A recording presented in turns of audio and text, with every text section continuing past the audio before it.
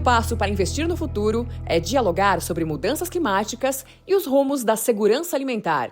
Para isso, o Itaú BBA é parceiro do Arroz, Feijão e Clima. Uma das coisas que a gente mais viveu ao longo de 2025 no Arroz, Feijão e Clima foi isso. Foi essa sensação de estar conhecendo milhares de brasileiros com uma riqueza incrível de histórias em diferentes regiões do país e o quanto o nosso Brasil é incrível. Pena que muita gente ainda não consegue enxergar isso. É por isso que o Arroz, Feijão e Clima foi criado também, para a gente poder aproximar esse Brasil. E uma dessas histórias que a gente quer compartilhar com vocês, na verdade, a gente foi para Rondônia ao longo de 2025, a gente produziu esse material, foram várias entrevistas, e são entrevistas que tocam o nosso lado mais ser humano possível, porque a gente está falando, por exemplo, da história do William Santana. Ele é um jovem agricultor da região de Cacoal, ali em Rondônia, uma região muito famosa pela produção de café.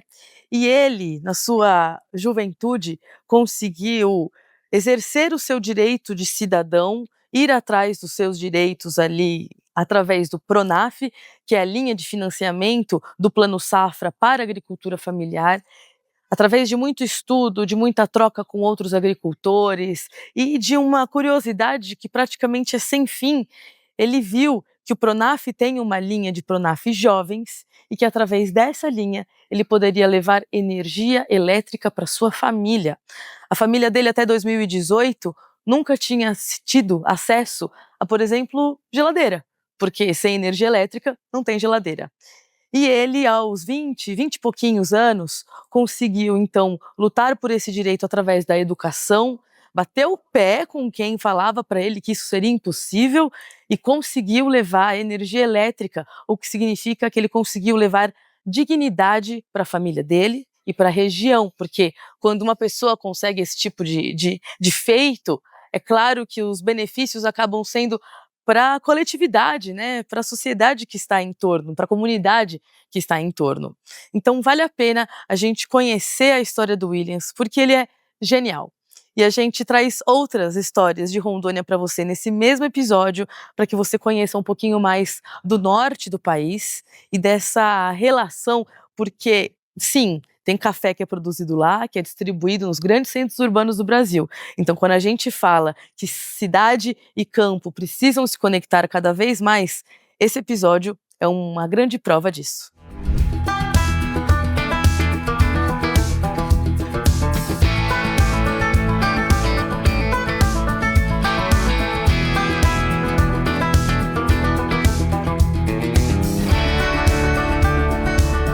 Aqui é o Quintal Produtivo, que faz parte do projeto Terra e Mata também, que é aquilo que eu dizia que é para gerar renda para mim e para minha mãe, no caso, que é tocado pelas mulheres e pela juventude.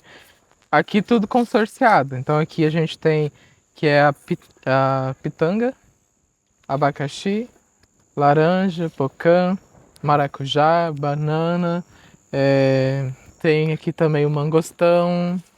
Então são todas plantas frutíferas que estão consorciadas e que o matinho, por exemplo, aqui não é porque está sujo, mas é exatamente para gerar matéria orgânica, porque quando a gente vem com a roçadeira e roça, ele vai trazer nutriente para a planta e ainda vai fazer a recomposição nutricional do solo. Então uma coisa que vai agregando a outra e você vai fazendo aquela recomposição. E em troca ele vai nos dar os frutos que vai dar a renda pra gente também, a renda extra. E aí, é isso, cada hora você tá colhendo uma coisa diferente, então, aqui, né? Por enquanto a gente tá no maracujá, né, que vira e mexe a gente tá colhendo. Aqui ainda não tá tendo muitos frutos, porque ele começou a ter ataque de praga, a gente fez uma poda nele para renovar, e aí daqui mais uns dias já começa a ter de novo a produção. Tem alguns aqui, mas que não tá maduro, né? Tá os frutos ainda em formação. Mas primeiramente aqui é do maracujá que tá já dando uns troquinhos, digamos assim, né? Mas aí daqui uns dias vem a banana também já tá produzindo, que aqui tem banana de fritar, banana nanica, e a banana de fritar é a banana da terra, que a gente chama. Aí a gente entrega no PAA e no PENAI. Tá, então vocês têm tem como fazer beneficiamento para entregar, então? A gente entrega ele no PAA, o maracujá é para ser entregue ele no formato de fruto mesmo. Ah, tá. Mas a ideia é que a gente tem aqui uma agroindústria. Que lá Igual atrás, a gente viu. igual a gente viu lá em Rolim de Moura. Porque lá atrás, quando eu mexi com o maracujá a primeira vez, a ideia era fazer uma agroindústria. Mas aí é por N motivos que a gente até hoje não conseguiu. Mas um dia a gente ainda vai dar certo. Que aí vai vir o abacaxi, né? Vai vir a graviola, que é um pedacinho de graviola, e várias outras produções que a gente vai agregando. E quando vê, vai ter muita produção de polpa de fruta. Porque daí tem cupuaçu, tem cacau, que tudo está plantado, tem açaí lá no SAF. Então são frutas que daqui uns dias vão estar produzindo aí, que a gente precisa ter uma forma de industrializar elas. Ah, a mãe achou um maracujá ali. Aí. E aqui, antigamente, quando seus pais chegaram, quando você... Aqui era tudo café comum. O antigo café comum que o pessoal chama de conilon. Uhum. Isso. Aí depois que a gente derrubou todo o café e aí fomos plantar... Essa área aqui depois a gente não plantou mais café, desde quando a gente derrubou. Plantou, acho que, se eu não me engano, aqui foi feijão. Aí essa área que a gente começou a fazer ela de quintal produtivo já para o projeto. E aí os 4.500 pés de café que você tem são... Essa parte dali. Mas eu Esses digo são do de Cronal. variedade. Ele é do Cronal e aí tem variedade de 25, 08, Ah, 80, tem 41, que são os crones que a gente fala, né? A variedade de crone que eles fizeram as tipificações lá. Mas é tudo robusta? Tudo robusta amazônica. Tá, Isso. isso robusta amazônica. Que é o mesmo conilon, mas aí por ele ser Cronal, ele recebe o nome de robusta amazônica. Né? Aham. Aí essa área do café aqui é o que eu plantei desde o início, falando que eu ia fazer café especial. Que foi a parte que seu pai te deu pra você testar? Não, ainda Também testei nesse aqui, mas o início de tudo era nesse dali lá embaixo, no início. Aí esse aqui é a área que está reservada para quando for fazer café especial, vai ser daqui. Então Tá. esse foi a área que mais rendeu esse ano, porque quando a gente viu que ia ter dificuldade de água, a gente centralizou a água aqui. não. Porque aí pelo menos você garante o café especial com uma pontuação maior? Mas não que a gente esteja já produzindo, mas Tá. aí como a lavoura de lá já é mais antiga, essa é mais nova, Entendi. então na falta de água a gente centralizou a água aqui, aí ele foi o pedaço que mais produziu esse ano. Legal. E aí a ideia é que seja produzido café especial daqui, que aí aqui tem o 08, o 25, o 80 e o 41, que são as especificidades, né? E o melhor clone para dar o café especial é o 25. Só que aí ele exige mais água também, Entendi. entendeu? Então precisa ter essa administração, hídrica bem na ponta. Aqui são 1.000 pés que foram plantados, mas aí com N desafios, algumas covas morreram, né, algumas plantas, Sim. mas a gente deve ter ainda umas 900 plantas aí. Olha aí, que legal. E aí quando você fala de café especial, só para o pessoal entender melhor, assim, você está falando de um café especial pela questão da nota, do sabor, Pela questão da nota, do sabor, da forma de produção, que aí é produzido de forma mais sustentável, né? Porque a única coisa que a gente utiliza aqui é o adubo. De vez em quando utiliza o veneno, porque, igual eu estava falando, nem tudo a gente consegue suprir, mas a gente está no processo da transição agroecológica. Então aqui, vira e mexe, tem o mato para gerar a cama, que a gente fala aí, a camada orgânica do solo, né? Sim, sim. E aí é o café especial porque ele é colhido mais madurinho, a gente deixa um processo de 90% a 95% a maturação dele. Tem 4 tipos de variedade de maturação. Quando ele está um pouco verde, meio de vez, digamos assim, popularmente falando, aí quando ele está maduro e quando ele está bem madurinho. Quando ele está no bem madurinho, que é o ponto essencial para a gente colher ele e fazer todo o processo que é necessário para levar ele para fermentar e fazer o café especial. E aí tem as notas sensoriais. O que é as notas sensoriais? São o olhinho que tem no café. Aquele olhinho que tem no café, que é a essência do café, que é avaliado pelos baristas, pelos especialistas. E aí, a partir dessa avaliação, que a gente vai receber as notas no café. Então, tem algumas qualidades que ele é mais ácido, outras qualidades que ele é mais doce, e assim vai se diferenciando o café. E aí, a pontuação, a partir de 83 pontos para cima, já se torna um café especial. E aí você consegue vender ele numa qualidade melhor. Por exemplo, a presidenta do meu sindicato, que também produz café especial, e aí na linha dos cafés especiais eu sou muito incentivado por ela para produzir também, ela conseguiu vender uma saca de café o ano passado a R$4.000. Uma saca de 60 quilos. A mesma que hoje tá R$ 1.034, entendeu? Então esse é o diferencial, porque é produzido com sustentabilidade, é produzido pela mão da agricultura familiar, não é simples de produzir, dá muito trabalho para produzir, então por isso ele tem também por isso que é esses especial. valores. É Por isso que chama especial. E aí quando vocês decidem fazer isso, você já está mirando algum mercado especial também? Tem um comprador em vista, assim? Como que você olha para o escoamento dessa... Hoje eu faço parte da Cafeirão, que é a associação estadual hoje a nível de estado, e agora a gente está querendo expandir também para a Amazônia, para o Acre, porque tem outros produtores especiais lá também, que é só para quem são de fato os que produzem cafés especiais. E aí a gente faz essa busca dos mercados nacionais e internacionais para conseguir vender numa qualidade melhor. Então tem gente aí que vende para Nestlé, que vende para Três Corações, que vende para infinitas marcas aí que são que tá no mercado hoje, né? E aí estamos seguindo nessa busca de cada vez mais melhorar a renda dentro da propriedade, Claro. que é isso, né? A principal missão do café especial, além de você produzir um café diferenciado, é também conseguir oferir renda melhor a partir daquele produto que você faz ali dentro da sua propriedade. O podcast Arroz, Feijão e Clima tem patrocínio de Ajinomoto. A história do Williams nos mostra uma correlação que muitas vezes não é tão fácil assim de fazer. A gente está falando aqui de agricultura familiar, financiamento climático, produção de alimentos e, portanto, geração de renda. A gente fez essa viagem, o Arroz, Feijão e Clima, a nossa equipe foi a campo porque a gente recebeu um convite para ir atrás de histórias que conectassem todas essas pontas. O convite veio do GSCC, Global Strategic Communication Council, que é uma entidade voltada para a comunicação, olhando para a agenda climática. Eles ficam no Reino Unido, entraram em contato com a gente para a gente levantar histórias que conectassem, então, todos esses temas.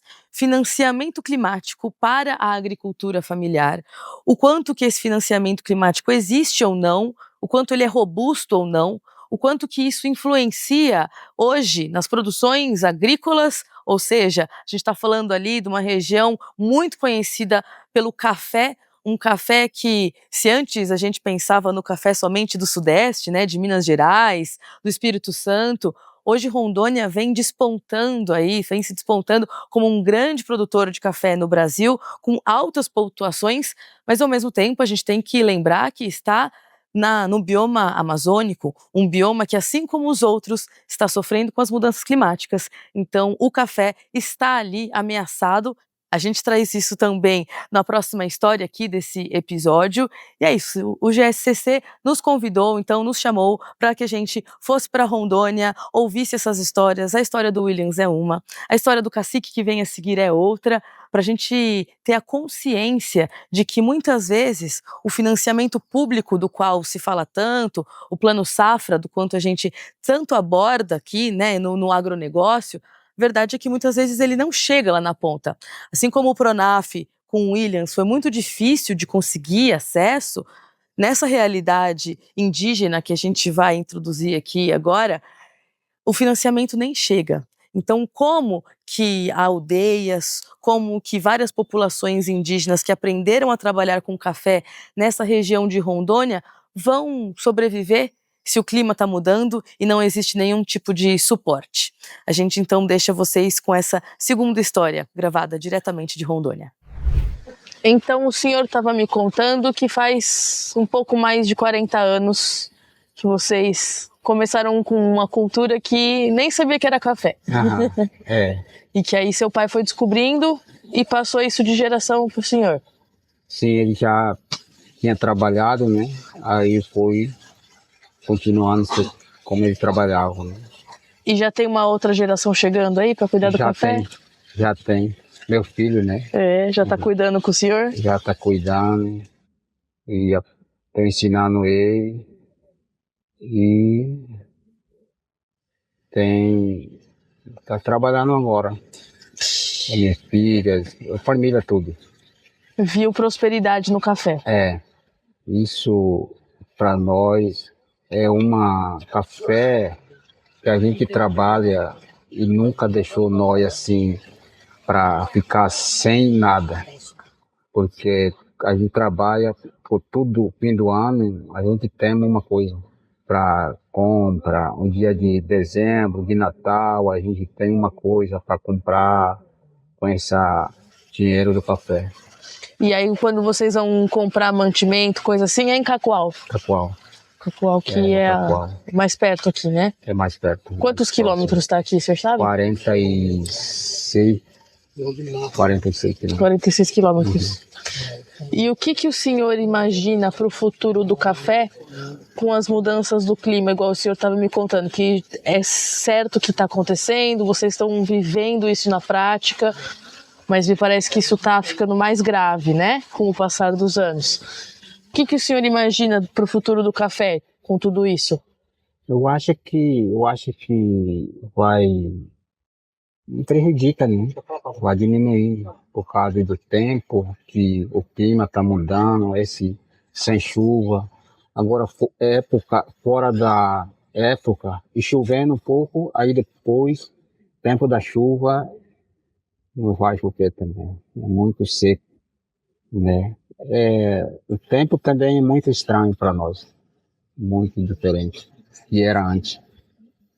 Explica um pouquinho mais, assim, tá estranho por quê? Tá chovendo em época diferente, tá mais quente. O que vocês sentem, assim, no dia a dia, que a gente pode explicar para quem não tem muita noção do que é isso aqui? É muito quente, né? É quente, o clima é muito quente. E chuva não era como que a gente contava num mês. Aí já no outro mês que não chove. E muito quente. Eu lembro, a gente trabalhava aquele tempo de café até 11 horas. E quando o sol começa já quente, que ninguém não vai aguentar até 9 horas, 8 horas. Muito quente. Essa é uma que dá muita diferença esse tempo. E se o ser humano está sentindo, a fruta também está sentindo, né? Mais ainda. Aquele tempo, o café carregava sem irrigação, porque aquele café a gente chamava lavado, né? Que a gente plantava no semente e plantava. Aí nem precisava água. Hoje em dia, chamar de café cronal, ele precisa água. E a gente trabalha sem irrigação e perdendo muito, porque eu serviço muito e não produz. Esse café sem irrigação é muito prejuízo, mas tem que ser irrigação. Hoje em dia precisa, porque esse muito quente precisa, porque eu tenho uma experiência dessa. Eu fiz irrigação uma vez aqui, esse café, que carregou 48 sacas. Aí depois que eu parou de irrigação, aí diminuiu. Então não compensa mexer café sem irrigação. Mas no passado não era assim, então. Então a irrigação é uma das coisas que o senhor vê que mudou muito, que agora sem isso não dá. Mudou muito, porque aquele tempo 82 que eu estava falando, café igual hoje em dia, tem algum produtor não indígena que tem faz adubo, faz irrigação e carrega bastante para ele. Quem tratando fazer adubo. Agora nós indígenas não joga adubo, não faz irrigação, é muito fraco a produção do café. E aí, entre escolher uma melhoria ou outra, entre o adubo químico e a irrigação, é melhor ir para a irrigação e continuar com ele orgânico. Isso mesmo. Mas ainda bem que esse orgânico está ajudando um pouco, porque mata, assim, terra não foi, como que fala? A gente não jogou veneno, nada, então ajuda um pouco, né? Mas se for jogar veneno, é pior ainda, que a gente chegava. E aí a irrigação, o senhor começou faz quanto tempo, então? Com uma irrigação mais regular? Uma vez eu implementei, nem todo ano, só aquela vez, era o 2022. Aí só um ano parei depois. Mas quer voltar, então? Tá procurando voltar. Eu vou tentar. Estou querendo fazer irrigação para produzir mais. Como eu falei, é o único para a nossa despesa é o café, né? O café é uma coisa que a gente nunca perde e a gente trabalha para ganhar recompensa, né? Mas o que falta então para o senhor começar a fazer irrigação? É uma irrigação, motor, né? Motor, Infraestrutura. Assim. Estrutura para fazer essa irrigação. Mas rio tem perto, onde que eu trabalho, tem perto. E não sei, para nós indígenas, o FUNAI não queria até arrumar. Mas a gente pediu aquele tempo, o pessoal também da cooperativa. Eu acho que é difícil para ter isso. Agora, se eu quero fazer no meu conta mesmo, própria conta, eu vou fazer, tentar. Para esperar outro, para esperar algum parceiro, não vai acontecer. Muito difícil vai acontecer. Porque não é dele, né? Talvez ele fala, não, tem que ser assim, assim. A gente espera, isso dá esperança. Mas para mim, se eu quero fazer uma coisa para mim, eu tenho que fazer. Sem depender do financiamento sem depender, dos outros. Porque é muito difícil a gente como independente do outro, e é muito difícil. Mas a gente tem que fazer, né? Isso tem que uma produção para melhorar, a família para melhorar. A gente tem que pensar para o filho, para a família, para manter famílias sustentáveis, né? Isso, hoje em dia, a gente pensa isso. Café é bom para café para futuramente. Tem jovem, estuda e vai para a cidade procurar emprego. Se aprender, vai procurar emprego. Se tem café, ele trabalha, continua trabalhando na aldeia, na reserva. E se ele estudar na faculdade, ele volta para fazer e trabalhar café e dar renda, emprego ao mesmo tempo. Então, esse café, para a gente pensar nisso, é um resultado bom. Para a família, para o futuro, né? Isso é muito bom. Agora, mas para esse futuro chegar e acontecer com sustentabilidade, com as áreas preservadas, ganhando prêmio, é isso assim, precisa trazer mais água, né? Precisa irrigar porque o tempo da chuva está diferente. Sim. E aí o senhor falou agora que já tentou estrutura para irrigação com o FUNAI, o senhor tentou com outros órgãos, foi atrás de Plano Safra, por exemplo, financiamento do governo federal, assim, crédito rural? Não tem não.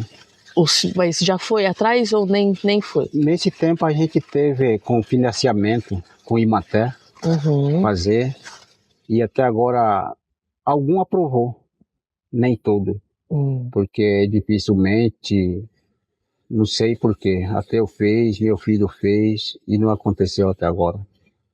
E aí estou aguardando, esperar.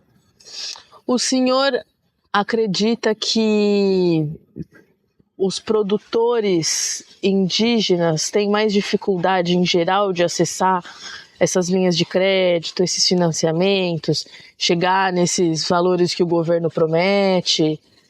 Muito difícil, né? Porque a gente tem muita esperança para a ajuda do governo, mas não acontece, né? E parceria, mas nunca aconteceu também. Parceria mesmo, né?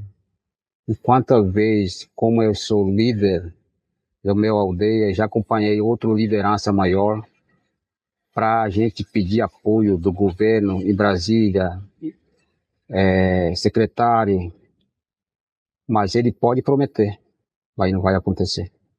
Pode a gente conversar e papo sair bonitinho e promessa, existe promessa, mas não acontece. Muita vez. Nem nesses últimos anos, com o retorno do Ministério dos Povos Indígenas, teve... A gente está esperando, né? Porque é muita esperança para nós, esse Ministério Indígena. E está parado. não acontece nada. Já tem 3 anos, né? No meu, eu vejo assim, né? No meu, eu tô vendo isso, não acontece. Porque eu não vou dizer que não foi aconteceu comigo, mas pode acontecer em outro lugar.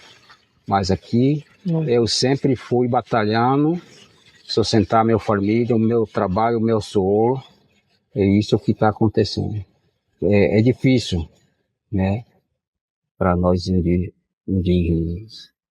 Já que tem muita gente que não tem oportunidade de viajar, de conhecer de perto e, através disso, inclusive, quebrar preconceitos, abrir o olho para novas realidades, é isso que a gente se propõe a fazer aqui. Já que a gente pega tanta estrada, a gente quer contar tudo nos mínimos detalhes, de dentro dos campos, de dentro das fazendas, para a gente fazer o Brasil se aproximar. Até porque a gente quer que essa aproximação aconteça geograficamente, mas também do ponto de vista de temática, de discussão.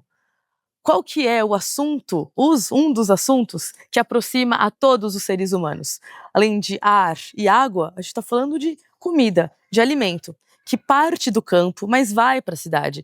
Então, quando a gente se propõe a contar para vocês essas histórias, por exemplo, de como o financiamento climático acontece ou não diante de tantas mudanças do clima, numa região que produz café lá em Rondônia, isso é importante porque esse café de Rondônia chega nos mercados de São Paulo. Então a gente está falando de rural e urbano o tempo inteiro. Então a gente espera contar com vocês aqui, né, ao longo deste novo ano que está se iniciando, para a gente poder viajar mais vezes, contar mais histórias de perto, fazer essa aproximação tão importante entre brasileiros e, mais do que isso, essa aproximação entre campo e cidade que se perdeu ao longo dos anos, mas está mais do que na hora da gente se despertar para esta discussão ser coletiva.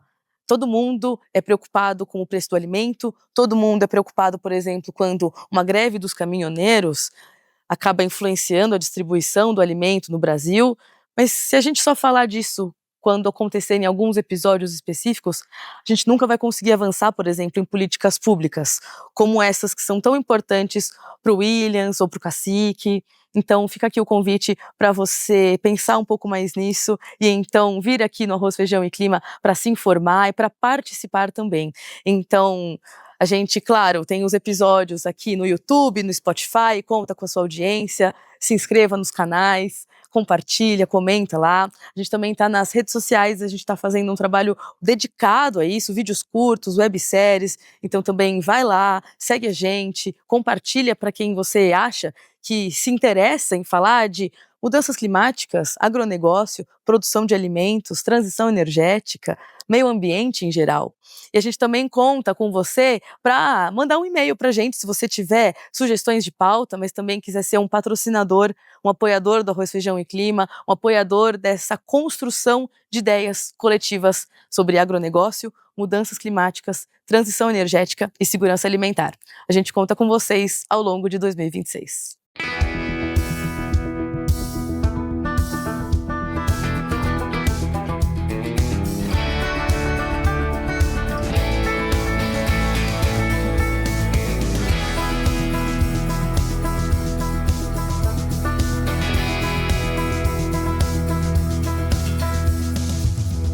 O primeiro passo para investir no futuro é dialogar sobre mudanças climáticas e os rumos da segurança alimentar. Para isso, o Itaú BBA é parceiro do Arroz, Feijão e Clima.